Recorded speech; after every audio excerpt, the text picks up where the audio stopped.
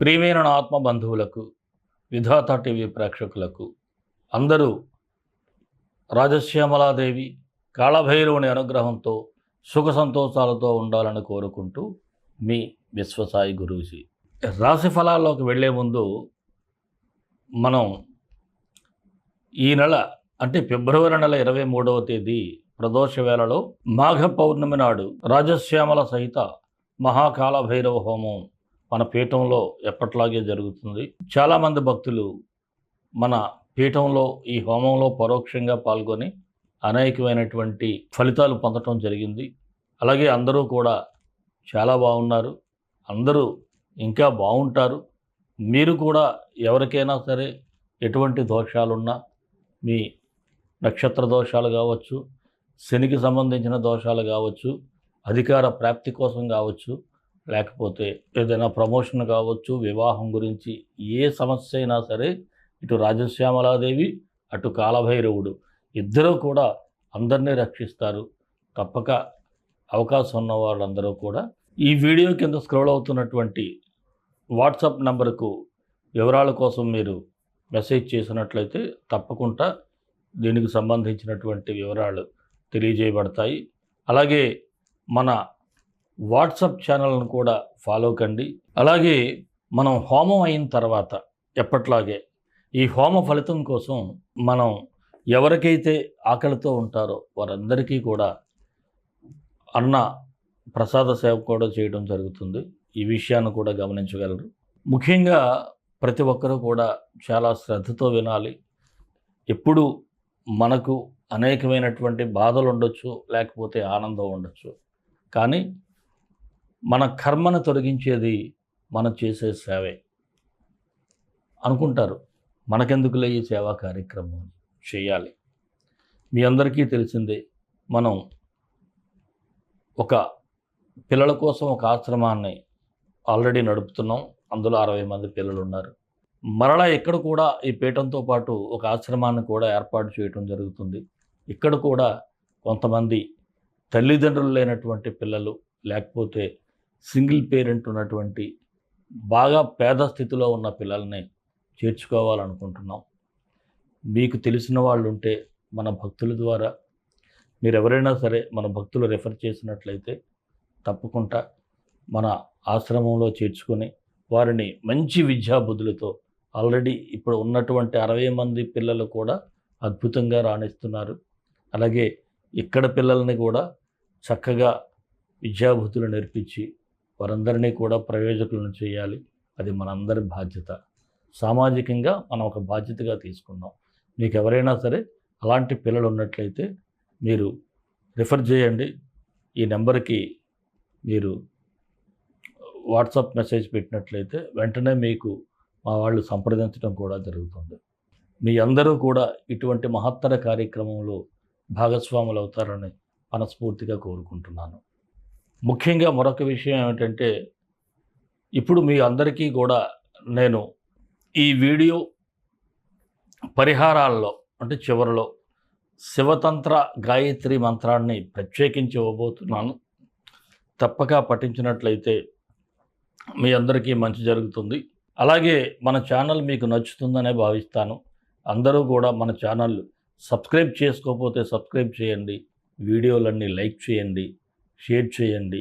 ఆ భైరవుని అనుగ్రహం ప్రతి ఒక్కరూ కూడా పొందండి. మరి రాశి ఫలాల్లోకి వెళ్ళిపోదాం. మకర రాశి ఫిబ్రవరి 16 నుంచి 29 వరకు ఈ రాశి వారికి సూచనలు, సలహాలు గతం కంటే కాస్త బెటర్ అయ్యే సూచనలు అయితే ఉన్నాయి. అంతేగాని అద్భుతం అయితే కాదు. అవసరానికైతే కాస్త ధనం రొటేట్ అవుద్ది. మాట్లాడేటప్పుడు మాత్రం కాస్త ఆచితూచి మాట్లాడాల్సినటువంటి అవసరం అయితే ఉంది. అలాగే కుటుంబ సభ్యులతో కూడా గతంలో ఉన్న వివాదాలు కొంత తగ్గే పరిస్థితి అయితే ఉంటుంది. పనులు సకాలంలో పూర్తి కాకపోవటం కూడా కొంత నిరాశకు గురవుతూ ఉంటారు. ఏదో పని చేద్దాము అని మీకు ఆశపడతారు. కాకపోతే మీరు ఉదయం లేచిన తర్వాత ఎంత ఆశగా లేస్తారో అంత నిరాశ ఎదురవటం కూడా ఒక్కొక్క రోజు మీకు బాధగా ఉంటుంది. అయితే ఇది తాత్కాలికమైన విషయాన్ని మాత్రం గ్రహించాలి. అలాగే ఎక్కువగా అలసటకు మాత్రం గురవుతూ ఉంటారు. స్నేహాలకు సంబంధించి కూడా కాస్త జాగ్రత్తగా ఉండటం మీకు చెప్పదగిన సూచన. అలాగే రుణాలకు సంబంధించి ఎవరికైనా సరే మధ్యవర్తులుగా ఉండటం అంత మంచిది కాదు. దానివలన రాబోయే రోజుల్లో ఇబ్బందులు కూడా ఎదురవుతాయి. ఈ వాహనాలు నడిపేటప్పుడు ఏదైనా ప్రయాణాలు చేసినప్పుడు కానీ జాగ్రత్తగానే ఉండాలి. చెప్పి ప్రమాదాలు రావు, అవకాశాలు అయితే ఉన్నాయి కాబట్టి హెచ్చరిస్తూ ఉన్నాను. అలాగే విదేశీ ప్రయాణాలు కూడా సానుకూలంగా అంతగా లేదు. దానివలన కొద్దిగా వాయిదా పడే సూచనలు అయితే ఉన్నాయి. వివాహం కాని వారికి వివాహ ప్రయత్నాలు అయితే కాస్త గట్టిగానే చేయాలి. ఇక నిరుద్యోగుల ప్రయత్నాలు కూడా మీరు భగీరథ ప్రయత్నం చేస్తే కానీ ఉద్యోగాలు వచ్చే పరిస్థితి కనిపించడం లేదు. రాజకీయ నాయకులకైతే కొన్ని మార్పులు అయితే ఉంటాయి. పార్టీలో కూడా మీ ప్రాధాన్యత ఒక ప్రశ్నార్థకంగానే మిగిలిపోతూ ఉంది. అలాగే ఉద్యోగులకు అధికారుల ఒత్తిడి అయితే కాస్త తగ్గుతుంది, పర్వాలేదు. సాఫ్ట్వేర్ ఉద్యోగస్తులకైతే ఏదైనా ఒక కేంద్రీకృత మార్పులు అయితే ఉంటాయి. వాటన్నిటికీ కూడా మనం సిద్ధపడాల్సి ఉంటుంది. వ్యాపారస్తులకైతే లాభాలు సాధారణంగానే ఉంటాయి. నూతన వ్యాపార ఒప్పందాలకు కూడా అవకాశాలు కనిపిస్తూ ఉన్నాయి. అలాగే స్థిరాస్తుల నుంచి కూడా కొంత లాభపడే అవకాశాలు ఉన్నాయి. రియల్ ఎస్టేట్ వారికి మాత్రం అంత అనుకూలంగా కనిపించడం లేదు. షేర్ మార్కెట్లో మాత్రం లాంగ్ టర్మ్ ఇన్వెస్ట్మెంట్స్కే బాగుంది. చిరు వ్యాపారస్తులకైతే శ్రమ ఎక్కువగా ఉంటుంది. పౌల్ట్రీ ఆక్వా వ్యాపారస్తులకి సాధారణ లాభాలు అయితే ఉంటాయి. కళారంగం వారికి అవకాశం కోసం మీరే ఆఫీసుల చుట్టూ తిరగాల్సినటువంటి పరిస్థితి అయితే ఉంటుంది. మరి ఈ రాశి మహిళలకు ఎలా ఉంటుంది అంటే, కుటుంబంలో ఎంతవరకు మిమ్మల్ని ఎవరైతే డామినేట్ చేసి ఇబ్బందులు పెట్టారో వారి ప్రాధాన్యత తగ్గిపోవటం, కొద్దిగా మీరు కాస్త అప్పర్ హ్యాండ్ అవటం కూడా జరుగుతూ ఉంటుంది. అలాగే మీ మాటకి విలువ కూడా పెరుగుతూ ఉంటుంది. కాకపోతే కాస్త హుషారు ఎక్కువై వంటగదిలో మాత్రం పదునైన వస్తువులతో చాలా జాగ్రత్తగా ఉండాలి. ఉంటే అంతా బాగానే ఉంటుంది. అలాగే మహిళలు ముఖ్యంగా ఆరోగ్యం మీద మాత్రం శ్రద్ధ పెట్టాలి. ఇక విద్యార్థులైతే చదువు పట్ల శ్రద్ధ అయితే బాగా పెరుగుతుంది. ఆరోగ్యపరంగా ఈ రాశి వారికి చూస్తే గతం కంటే కొంత మెరుగయ్యే పరిస్థితులే కనిపిస్తూ ఉన్నాయి. ప్రేమికులకైతే యాజ్ యూజువల్గానే ఉంటుంది. మరి ఈ రాశి వారికి ఏ తేదీలు అనుకూలంగా ఉంటాయి అంటే 19, 22, 29 బాగానే ఉన్నాయి. 17, 24, 27 తేదీల్లో కొద్దిగా జాగ్రత్తగా ఏదైనా నిర్ణయాలు తీసుకునేటప్పుడు ఆలోచించి మాత్రం డెసిషన్స్ తీసుకోండి.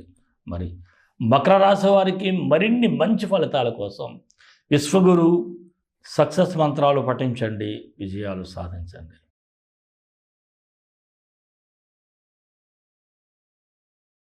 ఈ రాశి వారికి నవగ్రహ స్తోత్రం చదువుకుంటే మంచి ఫలితాలైతే వస్తాయి.